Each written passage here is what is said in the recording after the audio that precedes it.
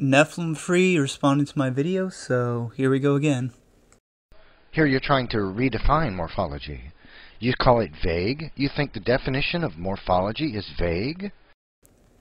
I don't want to make this all about semantics, and I never said that morphological change is not what you defined it as, nor did I try to redefine it as anything else.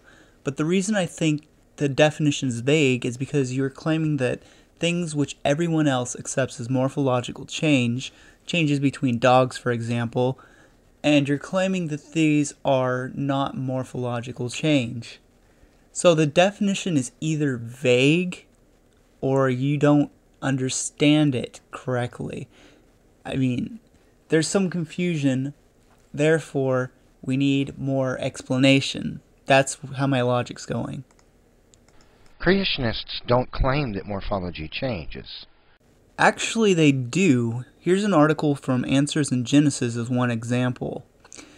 Now, granted, they do not think evolution occurs, like macroevolution or whatever they call it these days, but they think that there is a bear kind and therefore morphological changes among the bears occurred after the fall or the flood or whatever. You see, Nephilimfree made the mistake of pointing to homeobox genes, that these genes cannot be permanently changed, and that's why morphological change is impossible.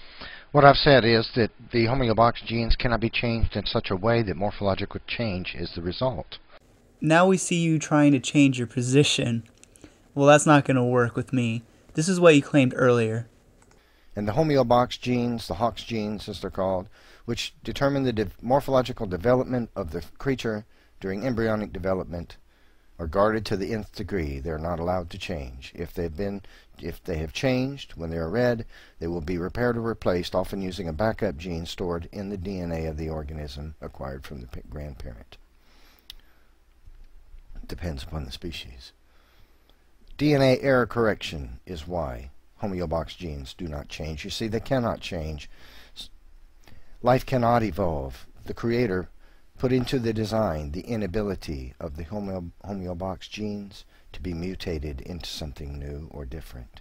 You see, they are guarded to the nth degree. If they have changed, they will be replaced every time. Clearly, you did not state that specifically morphological changes in the homeobox genes were error corrected. You just said homeobox genes in general would be error corrected. And even so, how would the DNA error correction system know how to do this? Does it have some ability to check if there's a change in form and structure? Even the papers you cite in favor of this claim do not claim that homeobox genes are error corrected every single time. So, even if the papers you cited were correct, you would not have enough evidence to support your conclusions. However, the papers are not correct. As I pointed out in an earlier video, this was the result of a mistake due to outcrossing. Yet you continue to cite the same papers over and over again. But wait, you cite something new. A website. This website doesn't even support what you claim.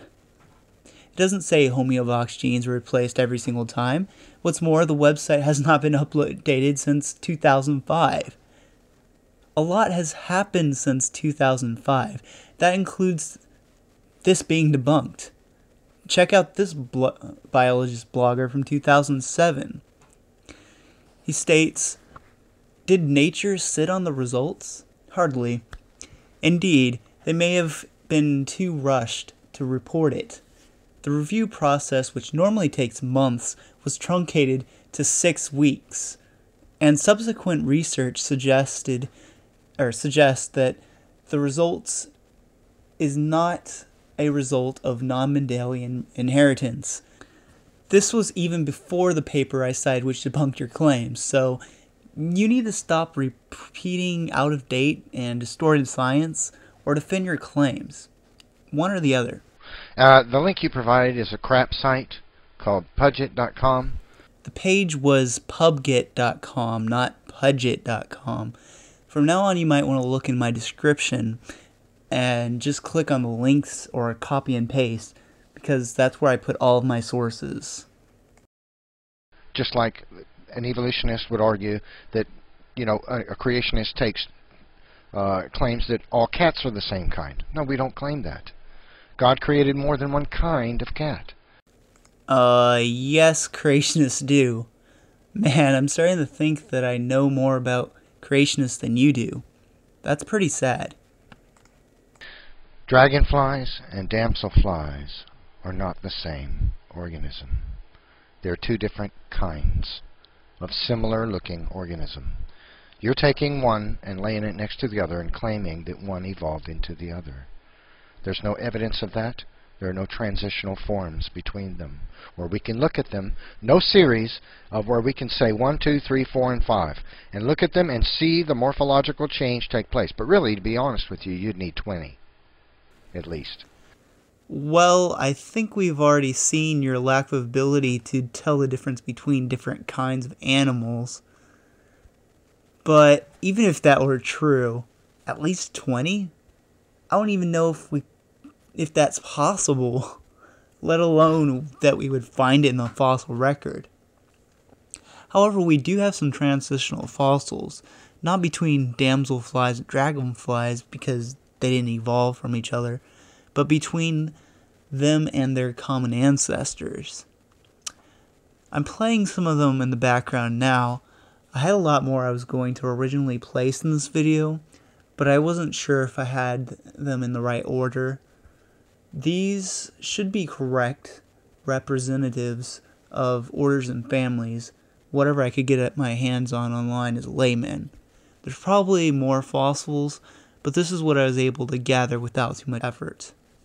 Most of the emphasis of the fossils is on the wings because that is most commonly the only thing that is preserved on such fragile creatures. This book explains how that all works. If you wanted a phylogenetic tree, this one is more broad for all of the insects, and here's one of some of the thousands of damselfly species. Sources are all in the description. I know you're going to deny all this peer-reviewed and accepted scientific research as anti-science, but hey, it was worth a try. Here's the absurdity of your claim. You claim that the varieties of dogs constitute morphological change and therefore evolutionary change. Well, if that were true, if breeds of dog in just a matter of hundreds of years or a couple thousand years can be changed so much in shape by man selectively breeding, and in some cases it can happen relatively quickly, decades perhaps, you can get a new breed of dog in just years. If that constituted evolutionary change, how come these damselflies haven't evolved over hundreds of millions of years to be different morphologically one iota? Because organisms evolve in an environment which encourages change. Research in the Arabidopsis thaliana has also been useful in discovering the mutational cause of differing leaf morphology of tomatoes from the Galapagos Islands. Error. No. Different leaf shapes, not morphology. No. I thought the picture I showed would be enough for you to realize that this is not just a change in the shape of a leaf, but maybe that wasn't clear enough. Here's a drawing. Maybe this will be more clear. Obviously, even by your definition, this is a change in morphology.